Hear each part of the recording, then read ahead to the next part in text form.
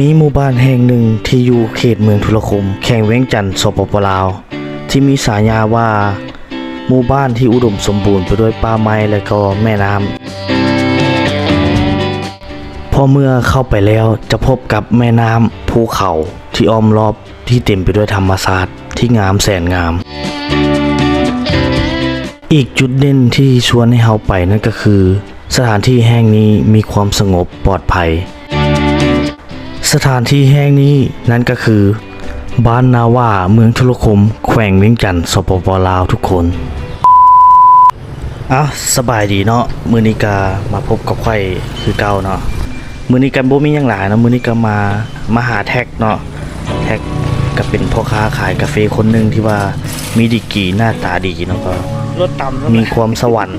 มีความเก่งมีความสวรรค์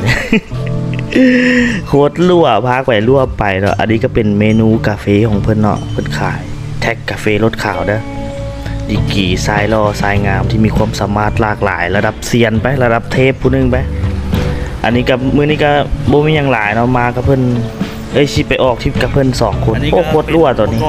พากไปรั่วไปค่อยก็มาเกี่ยมอุปกรณ์ก็บ่ได้มีหยังหลายเนาะมีแต่คันเบ็ดแล้วก็เหงื่อเล็กน้อยไปคันเบ็ดหมายที่เขาจะไปก็คือน้ำปอดเนาะเป็นหมายหนึ่งที่ว่าเป็นหมายมหาชนของหลายๆคนนักตกปลา